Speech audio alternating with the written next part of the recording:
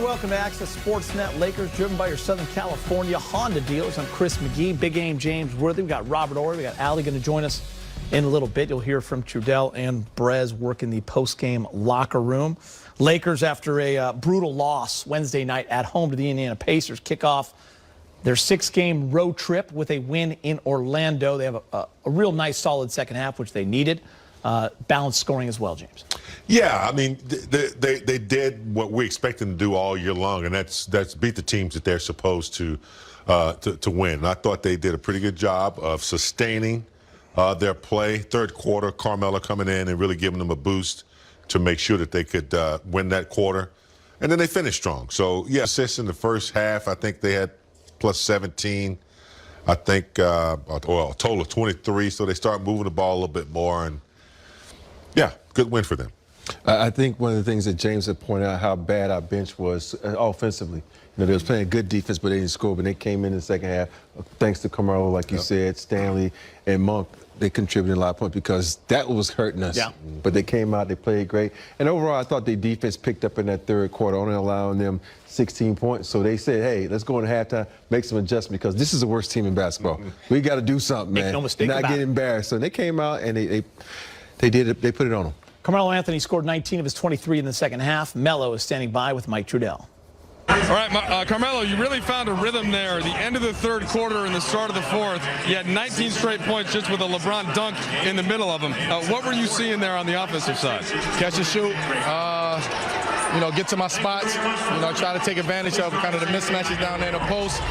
And it's just a rhythm. I found a rhythm tonight and, you know, got it going. I started with the offense, but really it was the defense for you guys in the second half. Started switching to start the third quarter. What was working there, and how did that adjustment come about? We locked in the second half. We locked in. We came out of halftime. You know, we locked in. First half, we was kind of a little bit going through the motions a little bit. We had a lead, then we let them come back. So we were just playing a up and down game. Second half, we completely cut their water off, stuck down schemes. A little bit more effort, a little bit more energy in the second half than we did in the first half. And as you see, we pulled away with the game. Important for you guys to get a win here as you start this long trip, Melo, just with everything that's gone on these last couple of weeks? Yeah, of course. I mean, we want this win. We wanted this win, regardless of what. This is the first win on the first game on a long road trip, 10, 11-day road trip.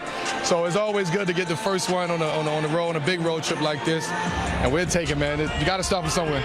Last thing for you, what are the most important things, either end of the court, that you now move on to and you try to kind of keep getting wins until AD gets back? Energy and effort. Everything else, it will take care of itself. But we got to come out every night with the same energy, a little bit more effort, second effort. We can't keep letting teams beat us at the hustle game. And it's a small thing that we can correct, and we will correct them. All right, we appreciate it, Melo. DeAndre says hi. I know, I see him. Carmelo Anthony both mentioned the big game from him, especially in that third quarter, second half, 19 of his 23. He was 4 of 5 from 3. Big Game James as well, and always love to listen to him in the post-game show. He's such a pro. But he's right. Teams can't, you can't get beat at all the 50-50 balls, and it has to start on the defensive end. We've talked about it. We don't want to sound like a broken record, but it was good to hear Melo say it. Yeah, I mean, a proven veteran, he knows what it takes. A prolific scorer even knows that you got to play defense and get the jump start on that end. And so Carmelo also realized that Orlando's bench was winning the war in the first half, and I think he felt responsible to come out and take care of that. High-quality percentage shots for him, and when he posted up, he took his time and took advantage of the mismatches. I think when you watch Carmelo's game, he always takes advantage of his offensive opportunity. He either can walk into a three or he finds a mismatch, he goes to the post. Think about it, when Carmelo first came in this league, he used to feast in the post. He was so good at getting offensive rebound. You saw there, he got a big putback there. So he was just playing his game. And if everybody just did like him and took what came to them, this game would be a lot easier for them. I think after the few games that he missed because of the stiff back, remember he had played in every game and he was playing high minutes. He looks a little fresh, only played 17 minutes. I think that's the role that he came here to play, Big Game James. 20 minutes a night, and he'll get buckets for you every single night. Yeah, I mean, I think so. I mean, not everybody has the strength and stamina and is in great shape and has a body like LeBron James. Carmelo, 19 years in the league. Yeah, you got to watch his minutes. I think, the tightness of a back for an older guy, that's probably, too many minutes. And so, yeah, I don't like him playing 30 a lot. but quality minutes, 19, 20, 22 minutes for him where he can come in, keep his stamina up, hit some big shots, and give the team a boost. You know, for me, we always talk about load management, and this is a perfect guy who should get some load management, especially in opportunities where you should win. But I know it's hard because the Lakers aren't winning the games they should win. And so you have to put a guy out there like this. And I think, you know, back-to-back games, you make sure you cut his minutes because you got guys like Stanley now that can come in and relieve him of some of those minutes. You got Monk who's playing well, THC's playing well. So I think they have to be mindful of that because I really keep him fresh when we need him more towards the playoffs than now. Yeah, the bench was huge, but I do want to start with the third quarter. You guys have both mentioned it. Down 8 heading into the third after that halftime where they only had 6 assists. They had 11 assists in the third on 13 makes.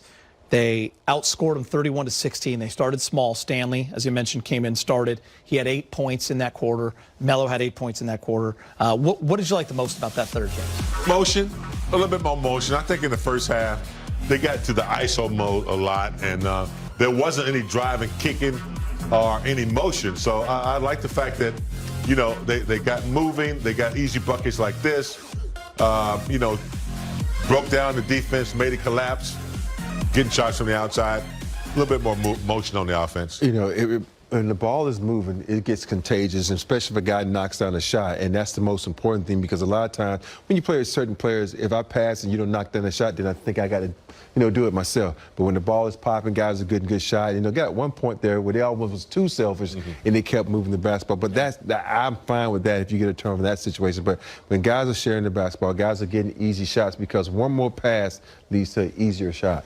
How good was the bench tonight, Rob? 51 points. Lakers made 13 threes. They shot 43% from 3. 8 of those were from the bench.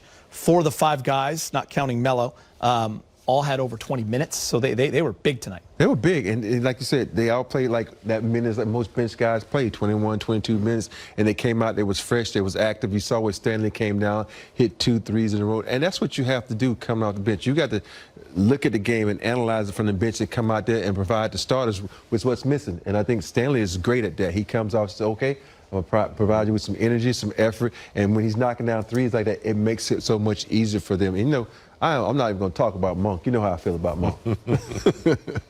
All right, I think we're going back to Orlando. LeBron James is speaking with Mike in the media. You know, it's one game, and I think, you know, he let last game go and was focused for this game. He's focused on a new game, new trip. And I thought, you know, like I said, he's the head of the snake when it comes to, you know, being our point guard. He puts us in position. His attacks is great. Thought he did a good job of, you know, getting to the paint either for his shot or spraying out. And guys just played off his energy and effort on both ends tonight. And it was a great team effort. Dan? Rob, what did you like